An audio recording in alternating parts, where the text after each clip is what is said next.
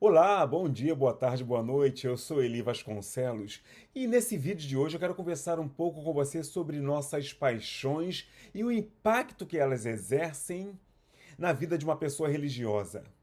Primeiramente, qual o significado de paixão? De acordo com o dicionário da língua portuguesa, paixão é um sentimento intenso que possui a capacidade de alterar o comportamento, o pensamento. Exemplo, o amor, o ódio ou o desejo demonstrado de maneira extrema. A paixão também pode ser definida como uma atração intensa ou um movimento violento, até impetuoso, do ser para o que ele deseja. Paixão pela música, pelo cinema ou por qualquer outra coisa pela qual a pessoa tem um sentimento intenso. Mas relacionando a paixão com a pessoa religiosa, é interessante que a gente pode destacar o seguinte: uma pessoa religiosamente apaixonada é uma pessoa que não consegue enxergar um palmo à sua frente. Essa pessoa apaixonada, ela não consegue enxergar os defeitos de seus deuses, ela não consegue enxergar os pontos fracos e até questionáveis da sua religião. Vamos falar, por exemplo, do ponto de vista romântico. Um cara apaixonado por uma mulher, ele faz de tudo por ela.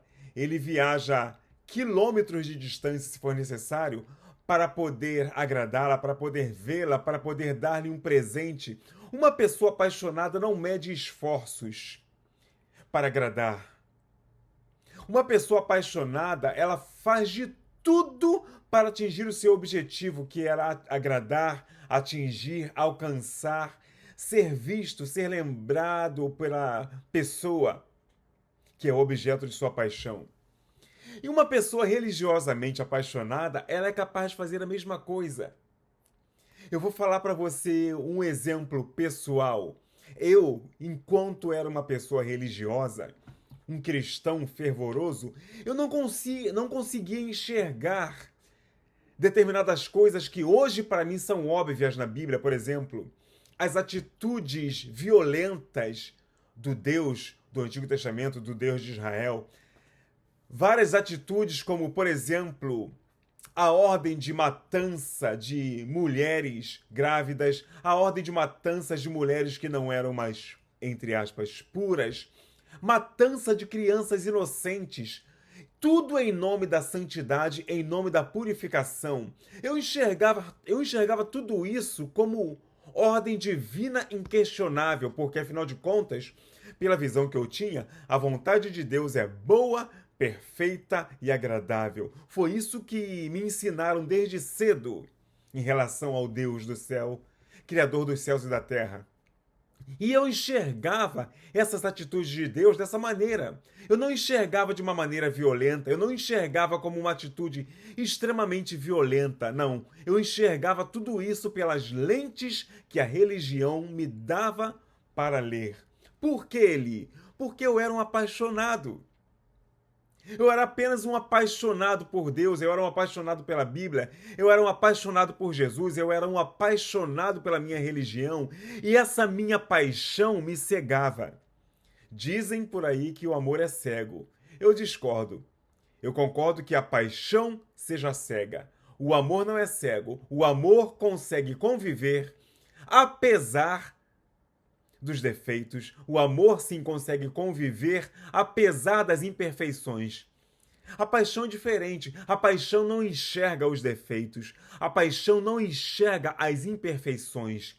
E hoje, com o olhar que eu tenho hoje, sem as lentes da religião, eu abro a Bíblia e enxergo diversos desvios de caráter na pessoa desse Deus descrito na Bíblia. Eu inserto comportamento extremamente questionável por parte desse Deus. Eu enxergo esse Deus como um cara extremamente narcisista. Você, seja sincero para mim. Seja sincera para mim. Conseguiria conviver numa boa com uma pessoa narcisista? Uma pessoa que só pensa em si em primeiro lugar, que se coloca em primeiro lugar em tudo. Uma pessoa que acha que primeiro vem ela, em segundo vem ela, em terceiro vem ela, em quarto, em quinto, em décimo vem ela. A partir do 11º, pode ser que venha uma outra pessoa. Essa é uma das características de uma pessoa narcisista. É ela, acima de tudo, ela é o centro das atenções. Ela deve ser o objeto de adoração de todo mundo. E é assim que eu enxergo o Deus da Bíblia. Um ser extremamente narcisista, um cara que passa por cima de tudo e de todos para que a sua vontade seja realizada. Você consegue conviver numa boa com uma pessoa assim? Com um ser humano assim? Eu não consigo. Pelo contrário, de pessoas assim eu procuro até me abster, procuro me afastar, porque esse tipo de comportamento é um comportamento que não me faz bem. É um comportamento, no meu ponto de vista, doentio. E eu não gosto de conviver com pessoas doentias, com pessoas tóxicas. Porque a toxicidade é uma coisa que contamina. Então, meus queridos, se eu não conseguiria viver com um ser humano com esse tipo de comportamento, por que cargas d'água haveria eu de conviver pacificamente com um Deus que tem esse comportamento que, na minha opinião, é extremamente reprovável, repugnante até? Mas as pessoas apaixonadas, as pessoas religiosas, cristãs, apaixonadas por esse Deus, elas não conseguem enxergar esses defeitos catastróficos. Imagine você quantas pessoas Deus já mandou matar na Bíblia.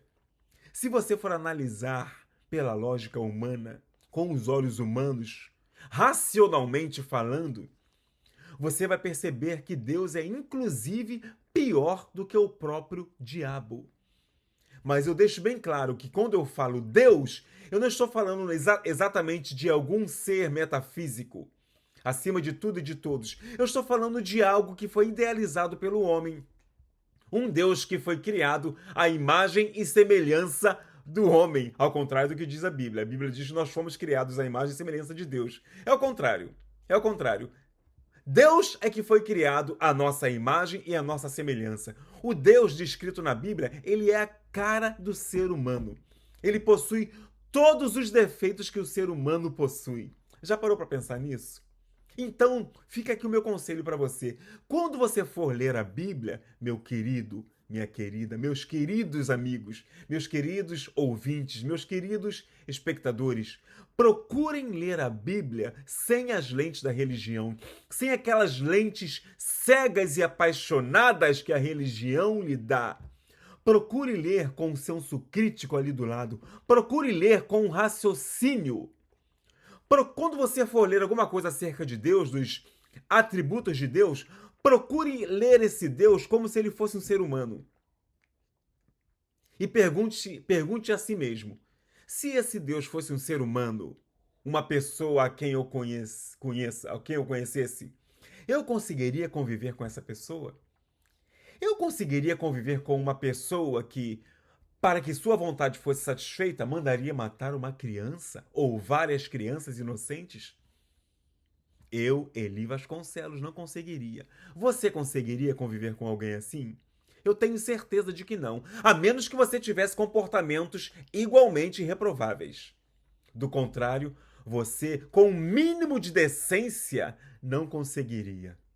Então, meus queridos, se vocês não conseguiriam conviver com um ser humano assim, por que vocês haveriam de conviver com um Deus assim?